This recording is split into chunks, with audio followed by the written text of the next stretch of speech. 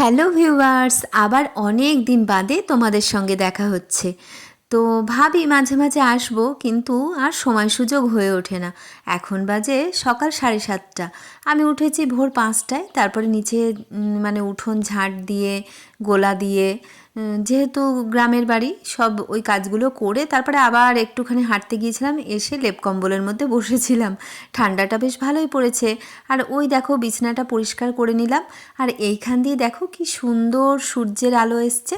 তো এই শীতকালে না একটু রোদে বসে চা খেতে, রোদে বসে থাকতে খুব ভালো লাগে। আর ওই দূরের বাগানটা দেখছো, ওইখানটায় আমি হাঁটতে যাই। ওখানে আমি আধ ঘন্টা, পৌনে 1 ঘন্টা করে হাঁটি। তাও রোজ রোজ হয় না, একদিন হাঁটা বন্ধ হলে আমার বাবু খুবই বকা দেয়। বলবে কি যে হাঁটবে, কারণ নিজেকে ফিট রাখা সব সময় দরকার। তো চলো এবারে একটু ছাদের দিকে যাই। ছাদের দিকে সকালবেলায় যেতে আমার খুব ভাল লাগে, কারণ আমাদের এই দিকটায় না সব রকমের পাখি আসে।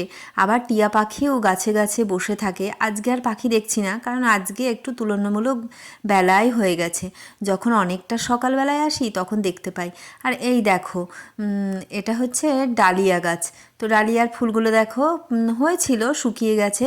আর চন্দ্রমল্লিকাটা দেখো এরকম উল্টিয়ে পড়ে গিয়েছে। বাবুকে বলেছিলাম একটা লাঠি বেঁধে দিতে, ওনার আর সময়ই হয় না যে একটা লাঠি বেঁধে দেবে। আর ওইখানে বিচুলি এসছে, এই বিচুলিগুলো বাবু এখন নামিয়ে ঠিক করে রেখে দেবে। আর গাছগুলো দেখো, শীতকালে গাছগুলো কেমন যেন প্রাণহীন মতো মনে হয়। আবার যখন নতুন নতুন পাতা ছাড়বে তখন মনে হয় যেন এরা প্রাণ পাবে, তখন আরও সুন্দর লাগবে। তো জল প্রত্যেক দিন দিই, কিন্তু তবু যেন সেই ভাবটা আসেনি। যাই হোক, নিচে চলে আসলাম। নিচে এসে এবার একটুখানি চা খাবো। এই দেখো, চা আর একটু বিস্কুট। আর চাটা না আজকে খুব কড়া করে বানিয়েছি, কারণ সকাল থেকে না একটু মাথাটা ধরেছিল। কারণ যখন ভোর 5টায় উঠি একটু কুয়াশা থাকে, কুয়াশার মধ্যে উঠলে আবার মাথাটা ব্যথা করে। কিন্তু একটু বেলা হয়ে গেলে না, একটু রাস্তার দিকে বাড়ি তো, একটু লজ্জা লাগে রাস্তাটা ঝাঁট দিতে। সেই জন্যে ভোরবেলায় উঠেই ঝাঁট দিই। বাবু যদিও বলে নিজের কাজ তো লজ্জা কিসের, কিন্তু আমার যেন মনে হয় ওই ঝাঁট ফাট দিলে, গোল দিলে সবাই যায় জিজ্ঞাসা করে, আমার একটু লজ্জা লাগে। তাই নিজের সুবিধা মতো অনেকটা ভোরবেলায় উঠেই কাজ করে নিয়েছি।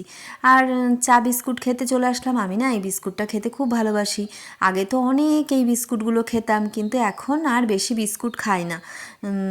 কারণ এইগুলো খেলে নাকি বেশি মোটা হয়ে যায় মানুষ। আমি জানি না সঠিক না বেঠিক, তোমরা অবশ্যই জানিও তো, যে এই ভাটির বিস্কুটগুলো খুব বেশি খেলে কি মানুষের ওজন বেড়ে যায়।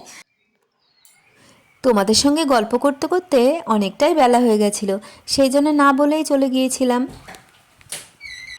স্নান করে পুজো টুজো করে আবার চলে আসলাম রান্নাঘরে। আজকে সেরকম বিশেষ কিছু রান্না হবে না, কারণ কালকের একটু তরকারি আছে, তাই একটু ফাঁকিই দিয়ে ফেললাম। ওই দেখো আলু সিদ্ধ ভাত বসিয়েছি, আর এইখানে বেগুন ভাজা করব। আর গতকালকে ফ্রিজে এই 3টে মানে লেচি কাটা আছে, এইটুকুই রুটি হবে, এইটুকু ছিল, ময়দা মাখা ছিল। তো ভাবলাম আজকে আমার একার জন্যে, তো একা আমি রুটিই খাই দুপুরবেলায়, বেশিরভাগ খুব কম ভাত খাই। তো একার জন্য আর ওইটুকুতেই হয়ে যাবে। তো রুটিও করব, একটু আলু সিদ্ধ ভাত বসিয়ে দিয়েছি, আর গতকালকে রাতের একটু তরকারি আছে, সেইটা দিয়েই আজকে আমাদের হয়ে যাবে। বিশেষ কিছু আর করব না। আর আমার যে বাবু আছে না, মানে আমার বর, তো ওর আবার একটা খুব ভালো গুণ কি বলো তো, খুব একটা বেশি চাহিদা নেই। তুমি যদি ওকে একটু ডাল সিদ্ধ, আলু সিদ্ধ আর ঘি দাও, ব্যাস ওর কাছে ওটাই অমৃত। মানে সব সময় যে যে ভালো ভালো খাবার করে দিতে হবে এরকম কোনো বায়না নেই।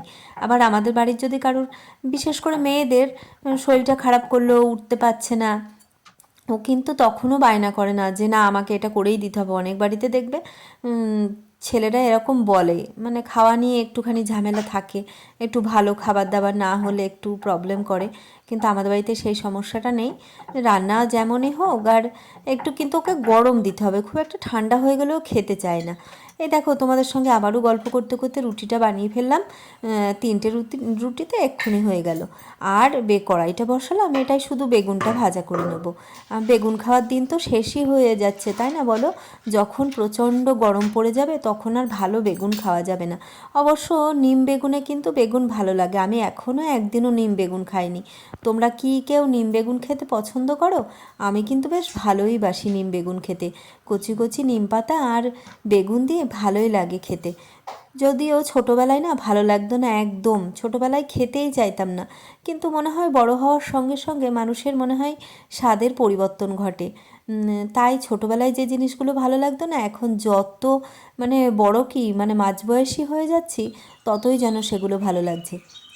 আর কোথার থেকে দেখো বাবু দুটো মটরশুঁটি নিয়ে এসছে, মানে মটর মটর গাছ কে দিয়েছে, ওর কে বন্ধু হয়, ওদের সব জমি জায়গা আছে, তো এই মটরের গাছ নিয়ে এসছে। তো এই দেখো মটরশুঁটিও ধরেছে, তো বাবু সেইগুলো ছাড়িয়ে ছাড়িয়ে রাখছে। আর ওগুলোও বলেছে হয় মুড়ি দিয়ে খাবে, না হয় আলুর দম বানিয়ে দিতে হবে, না হয় বাঁধাকপির মধ্যে দিতে হবে। এইগুলো না এমনি মটরশুঁটি যেটা বাজারে পাওয়া যায় তার তুলনায় বেশি মিষ্টি হয়, কারণ এটা একটু ছোটো ছোটো দানা, তো এইগুলো বেশ মিষ্টি হয়। যাদের আশেপাশের বাড়িতে জমি জায়গা আছে তারা বেশ ভালোই বুঝতে পারবে।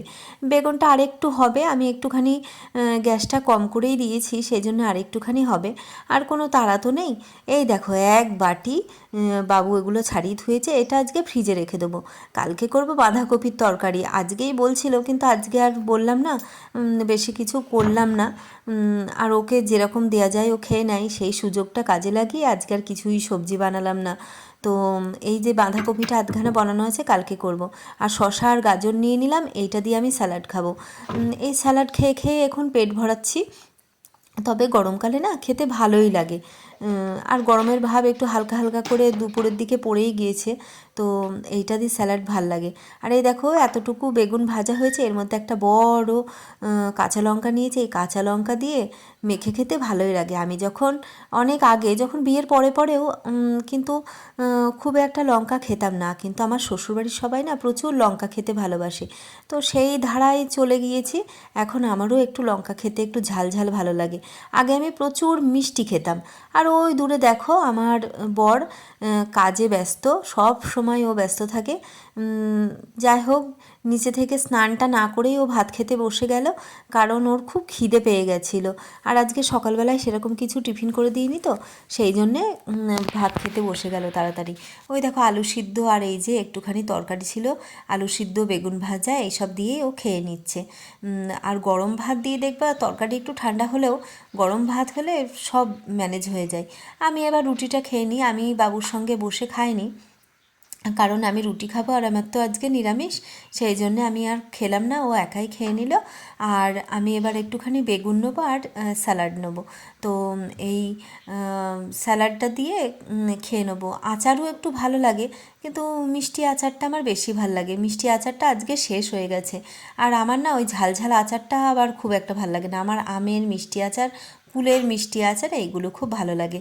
তো চলো আজকে তাহলে এইটুকুই মানে খেয়ে নিই, আবার রাত্রিবেলায় একটুখানি লিকার চা খাবো, আর একটা হয়তো রুটি খেতে পারি। তো এইভাবেই দিন যাচ্ছে, আমি জানি না আমার ডায়েটটা ঠিক আছে কি না, তার মাঝে অবশ্য ফলও খাই, তো এরকমভাবেই চলছে।